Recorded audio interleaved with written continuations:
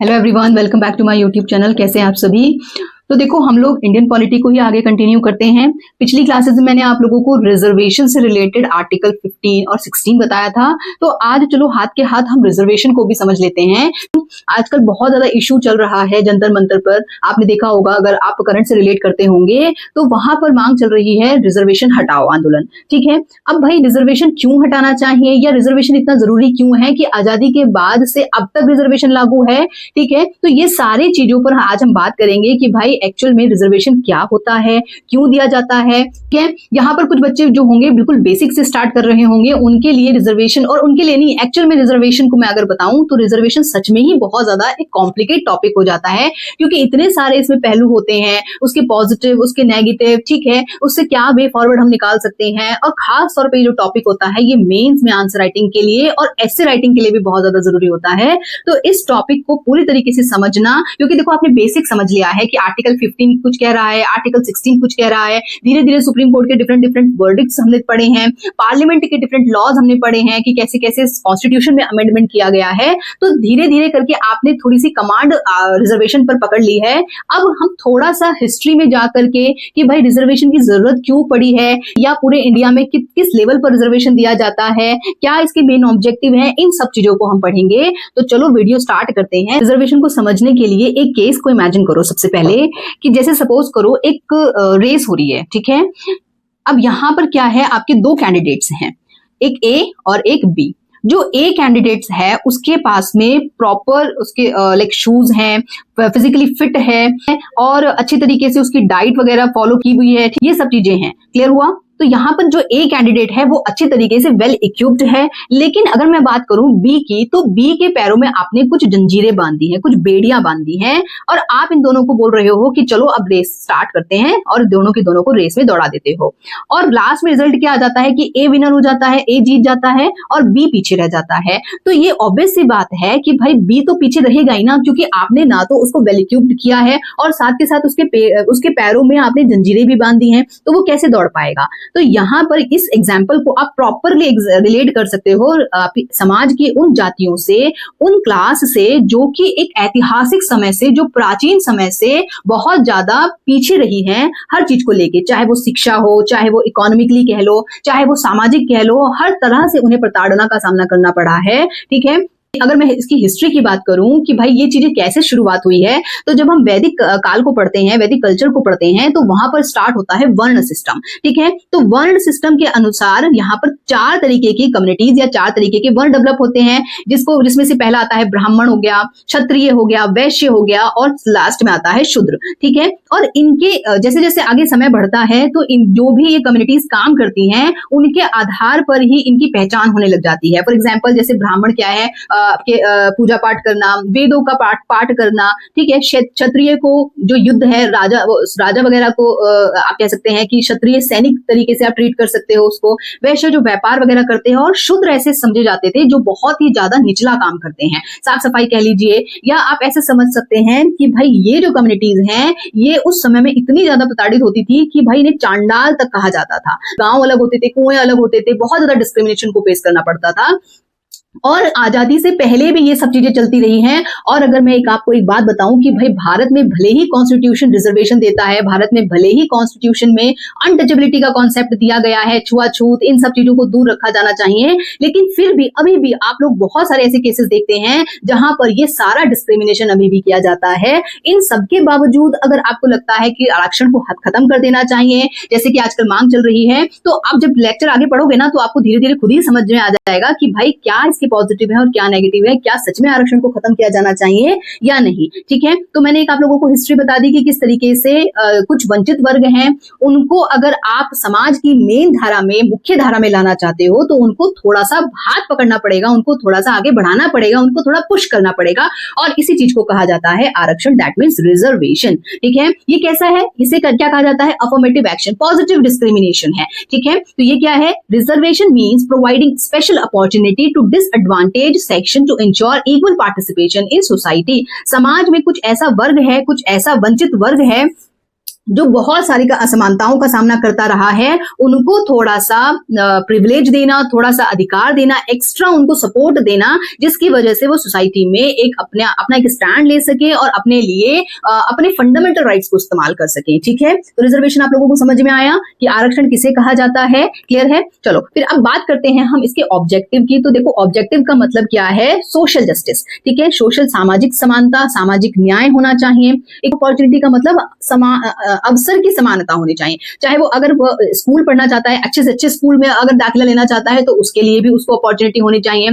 किसी भी तरीके की नौकरी करना चाहता है उसके लिए उसको अपॉर्चुनिटी होनी चाहिए। ठीक है, भारत में कहीं पर भी घूमना फिरना चाहता है तब भी उसको अपॉर्चुनिटी होनी चाहिए। दैट मीन्स एक अपॉर्चुनिटी उसको मिलनी चाहिए। ठीक है, फिर आता है एडुकेट रिप्रेजेंटेशन, उसका प्रॉपर प्रतिनिधित्व होना चाहिए, चाहे वो पॉलिटिकली कह लीजिए, चाहे वो एजुकेशनली है, सोशली है, इकोनॉमिकली है, सब जगह पर उसकी प्रॉपर पहुंच होनी चाहिए। तभी जाके हमारा समाज इक्वल बन सकता है या इक्वालिटी के कॉन्सेप्ट को फुलफिल कर सकता है, जो हमें आर्टिकल 14 में दिया गया है ना, राइट टू इक्वालिटी। तो राइट टू इक्वालिटी में मैंने आपको दो चीजें समझाई थी, राइट टू इक्वालिटी और इक्वालिटी बिफोर लॉ। ठीक है, ये सारी चीजें क्या है, तभी अचीव हो सकती है जब आप समाज के कुछ जो वंचित वर्ग है, जो असमानताएं, जो मतलब विशेष अवसर देना उनको, ताकि वो ऐतिहासिक व सामाजिक कारणों से जो पीछे रह गए हैं वो आगे बढ़ सके, उनको आगे बढ़ाया जा सके। ठीक है, चलो अब बात करते हैं कि भाई रिजर्वेशन का हिस्टोरिकल बैकग्राउंड की अगर मैं बात करूं, ठीक है, तो देखो यहां पर मैं शुरुआत करती हूं 1882 से। हालांकि देखो इससे पहले भी आपने बहुत सारा डिस्क्रिमिनेशन मैंने आपको बताया वैदिक एरा से चलता हुआ आ रहा है। आफ्टर वैदिक एरा मैं इसको पूरी तरीके से कहूंगी क्योंकि उस समय में इतना इस तरीके का डिस्क्रिमिनेशन नहीं था।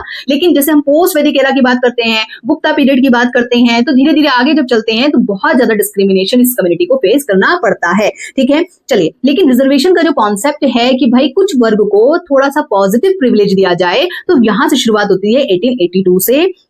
यहाँ पे लाया जाता है, हंटर कमीशन लाया गया, इसमें ज्योतिबा फूले का भी बहुत ज्यादा योगदान रहा है। ठीक, फिर इसके बाद हम आगे बढ़ते हैं तो 1902 में साहू जी महाराज ने कोल्हापुर में 50% रिजर्वेशन दिया था कुछ पिछड़े वर्गों को नौकरियों में। ये एक इंपॉर्टेंट एक्सपेरिमेंट था कि भाई कैसे रिजर्वेशन हमारे समाज की पिछड़ी जातियों को थोड़ा आगे प्रमोट कर सकता है। फिर आता है हमारे पास 1909 में मॉर्ले मिंटो रिफॉर्म्स। देखो ये जो रिफॉर्म्स है ना, मैं ये कहूंगी कि ये तो एक्चुअल में डिवाइड एंड रूल को फॉलो किया गया था इसमें, कि भाई समाज को और विभाजित कर दिया जाना चाहिए, क्योंकि उस समय में रिवॉल्यूशनरी मूवमेंट्स बहुत ज्यादा स्टार्ट हो चुके थे, इंडियन इंडिपेंडेंस की मांग धीरे धीरे बढ़ती जा रही थी। तो ब्रिटिशर्स के सामने यही ऑप्शन था कि भाई इसको क्या कर दो, डिवाइड कर दो। ठीक है, तो यहाँ पे हालांकि मॉर्ले मिंटो रिफॉर्म्स में क्या किया गया था कि कुछ कम्युनिटीज को सेपरेट इलेक्टोरेट का प्रोविजन दिया गया था। ठीक है, तो यहाँ पर भी कुछ सेक्शंस को इलेक्टोरेट में, हालांकि ये रिजर्वेशन नौकरियों में रिजर्वेशन नहीं कहेंगे, इसे जॉब्स में रिजर्वेशन नहीं कहेंगे, ये पॉलिटिकल रिजर्वेशन आप समझ सकते हो इसको। ठीक है, फिर इसके बाद आता है 1932 में, इसको कम्युनल अवार्ड कहा जाता है। प्रधानमंत्री रैमजे मैकडोनाल्ड की अध्यक्षता में इस चीज को किया गया था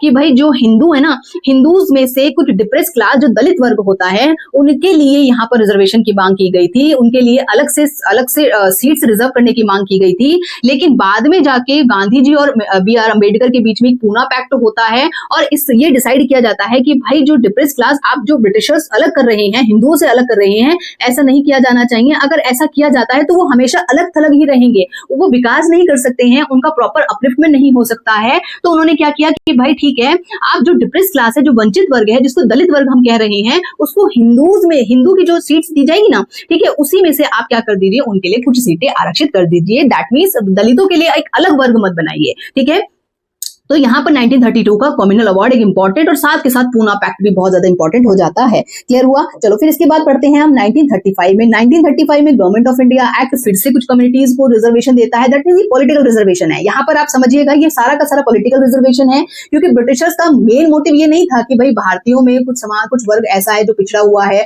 उसको सोशली इकोनॉमिकली अपलिफ्ट करना है, ये वाली सोच नहीं थी।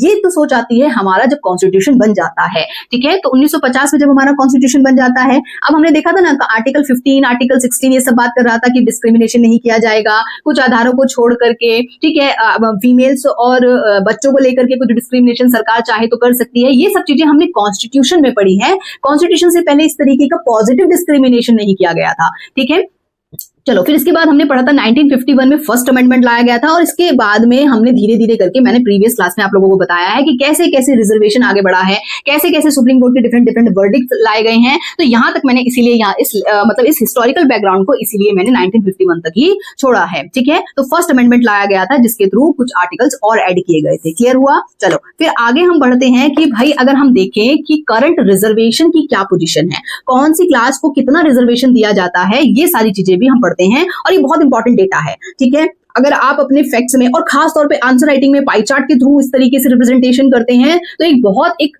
आपके आंसर को बहुत ज्यादा एनरिच करेगा, बहुत पॉजिटिव स्कोर आपको मिल सकते हैं इसके थ्रू। ठीक है, आपने देखा होगा जो टॉपर्स होते हैं उनकी आंसर राइटिंग आपने देखी होगी, उसमें फ्लो चार्ट, मैप, डायग्राम, ये सब चीजें फिल होती हैं। ठीक है, कंटेंट इसी तरीके से वो भरते हैं और इसी तरीके से स्पीड बढ़ती है। ठीक है, तो चलो देखो, अब सबसे पहले मैं बात करूं कि अब ये इस पाई चार्ट को आप देखिएगा कि हमारे टोटल पॉपुलेशन में कितना परसेंट ओबीसी को मिलता है, कितना परसेंट एसटी को दिया गया रिजर्वेशन है। तो सबसे पहले अगर मैं बात करूं कि एसटी, तो ये वाली जो कैटेगरी होती है ना, इसको बोला जाता है शेड्यूल्ड ट्राइब्स। ठीक है, तो बेसिकली ये वो समाज है जो ज्यादातर क्या है, जनजातियां हैं, आदिमानव हैं। ठीक है, आदिमानव तो नहीं कहेंगे लिटरली इसको, लेकिन हाँ जनजातियां हैं जो बहुत ही ज्यादा पहाड़ों में, रिमोट एरियाज में रहती हैं, समाज से मतलब मेन स्ट्रीम से बहुत ज्यादा अलग हैं। तो ऐसी ट्राइब्स को भी रिजर्वेशन दिया जाता है। तो ये है 7.5% रिजर्वेशन दिया जाता है एसटी को। ठीक है, फिर आता है एससी। एससी क्या होती है? शेड्यूल कास्ट होती है, वही पिछड़ा वर्ग, वंचित वर्ग, जिसे समाज की मुख्य धारा में तो है, लेकिन तो जैसे दलित वर्ग कहा जाता है, तो ये वाली कम्युनिटी को दिया जाता है 15% रिजर्वेशन।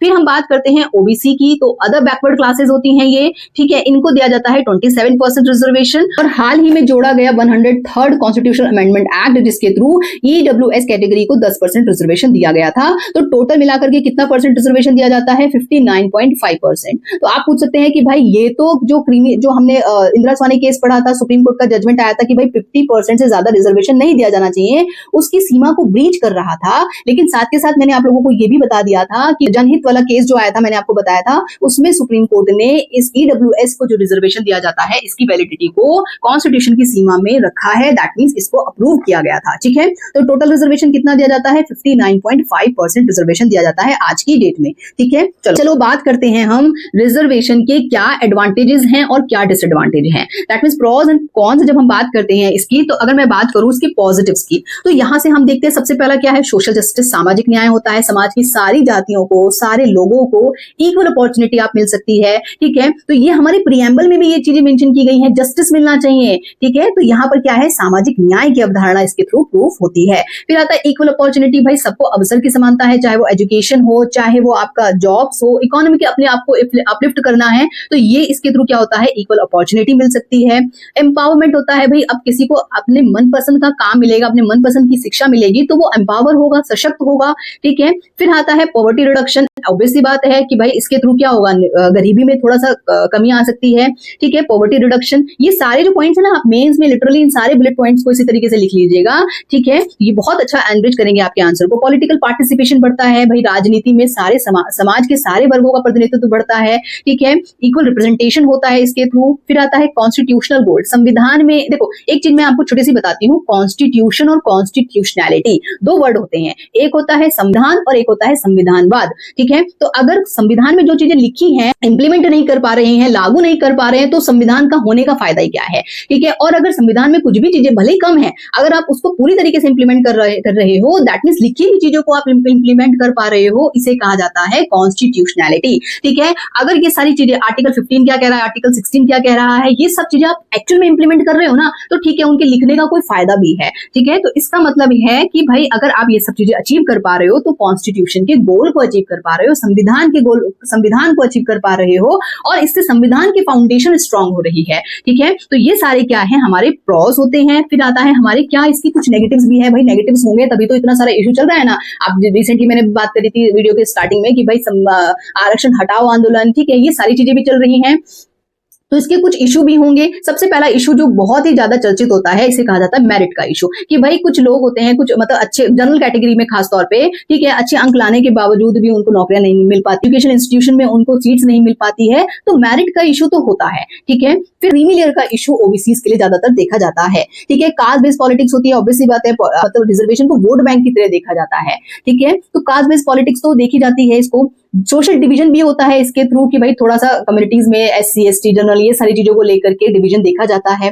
रूट कॉज रिमेन्स, देखो आप रिजर्वेशन दे रहे हो, चाहे वो नौकरियों में दे रहे हो, चाहे वो एजुकेशन में दे रहे हो, चाहे वो लोकसभा में दे रहे हो, चाहे वुमेन्स को दे रहे हो, लेकिन एक्चुअल में जो रूट है, जो प्रॉब्लम है, उसको आप नजरअंदाज कर रहे हो। भाई एजुकेशन का स्टेटस इंक्रीज करो, ठीक है, स्किल डेवलपमेंट करो, उनका इंक्लूसिव डेवलपमेंट करो, ठीक है, नौकरियां दो, ये सारी चीजों को भी तो आपको देखना पड़ेगा ना। सिर्फ आपने रिजर्वेशन दे दिया उससे आप सोचोगे कि भाई पॉवर्टी एलिमिनेशन हो जाएगा। अगर ऐसा होता तो इंडिया अभी भी क्या है, जैसे हंगर इंडेक्स है उसमें इतनी ज्यादा लो रैंक क्यों अचीव करता, अभी भी पॉवर्टी इतनी ज्यादा क्यों होती, ठीक है। तो अब इसका मतलब है कि अभी भी हमें बहुत सारे एरियाज पर काम करना बाकी है, ठीक है। लीगल चैलेंजेस क्रिएट हो जाते हैं, आपने देखा ना इतने सारे केसेस हमने पढ़े, सुप्रीम कोर्ट के आगे बार बार पिटिशंस फाइल हो जाती हैं, ठीक है, बहुत सारी चीजें वहां पर क्या हो जाती हैं, लीगल चैलेंजेस की फॉर्म में क्रिएट हो जाती हैं, ठीक है। चलो फिर अब बात करते हैं कि भाई अगर ऐसा ही है तो कुछ ना कुछ तो सॉल्यूशन होना चाहिए ना। वे फॉरवर्ड क्या होना चाहिए, ये आंसर राइटिंग के लिए बहुत ज्यादा इंपॉर्टेंट हो जाता है कि देखो मैंने भी आपको बताया स्किल डेवलपमेंट होना चाहिए, ठीक है, स्किल डेवलपमेंट पे काम किया जाना चाहिए, ठीक। फिर डेटाबेस पॉलिसी होनी चाहिए कि भाई एक्चुअल में अब जैसे मैं बात करूं कि जैसे 27% रिजर्वेशन दिया जाता है ओबीसी को,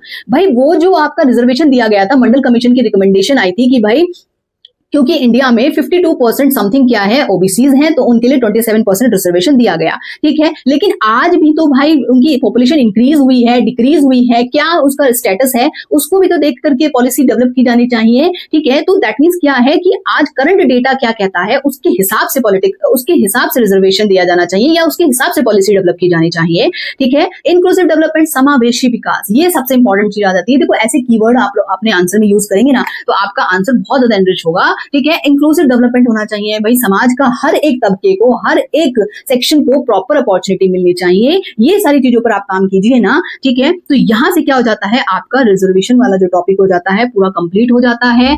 फिर नेक्स्ट वीडियो में मैं आप लोगों को बात बताऊंगी कि भाई एक सिंगल पेज में जितने भी कॉन्स्टिट्यूशन में हमारे रिजर्वेशन से रिलेटेड आर्टिकल्स हैं, आप ये मत सोचिए सिर्फ 15-16 यही सारे आर्टिकल्स रिजर्वेशन से रिलेट करते हैं, इसके अलावा भी बहुत सारे आर्टिकल्स हैं जो रिजर्वेशन से रिलेट करते हैं। वो सारे आर्टिकल्स मैं आप लोगों को एक सिंगल पेज पे बताऊंगी, ठीक है।